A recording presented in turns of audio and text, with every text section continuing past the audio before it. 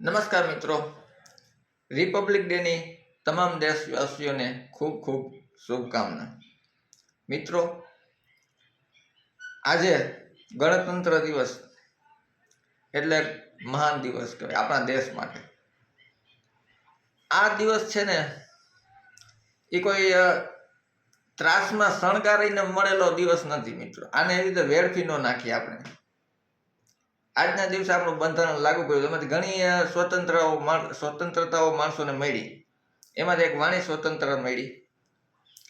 અને ક્યારેક ક્યારેક એવું થાય છે કે આ વાણી સ્વતંત્રતા એ હકીકતમાં ફાયદાકારક છે કે હાનિકારક. કેમ કે લોકોને બોલવાની જ ભાન નથી ક્યારે હું બોલે. ગમે એવા લોકો ગમે એવું ગમે એ સ્ટેજ ઉપરથી બોલતા હોય છે.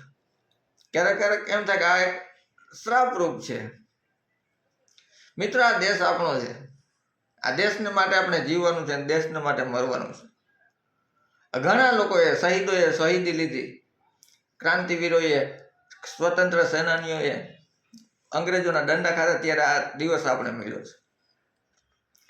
તો કમસે કમ લોકતંત્રની અંદર આપણે મને જે ખુરશી મળી, હું કોઈ સરકારી અધિકારી હોઉં કે કોઈ નોકરિયાત હોઉં, તો એ ખુરશીની હું ઇજ્જત રાખું થોડી ઘણી. મને જે પદ મળ્યું છે ને એને હું યોગ્ય રીતે નિભાવું એવી આજના દિવસે પ્રતિજ્ઞા લેવાની હોય. મિત્રો, આપણે સ્વતંત્ર છીએ, ચોક્કસ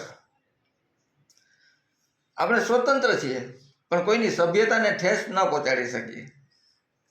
આપણે સ્વતંત્ર છીએ ચોક્કસ, પણ રાષ્ટ્રને હાનિ ન પહોંચાડી શકીએ.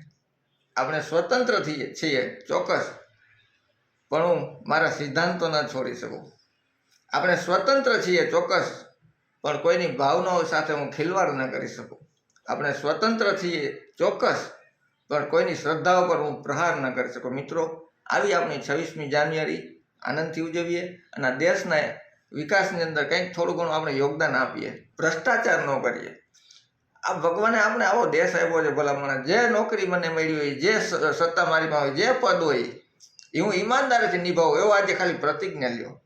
બાકી નહીં તો છે ને આ દેશનો નિયમ છે, હરખાઈ નહીં લો ને તો 50 વર્ષ પછી આ દેશની જનતા છે ને તમને ગદ્દારની લાઈનમાં બેહાડી દે, આપણી ગેરંટી છે. અને ઈમાનદારીથી કામ કરશો તો સરદાર વલ્લભભાઈ પટેલની જેમ આજે પણ પૂજા હો. જય હિન્દ.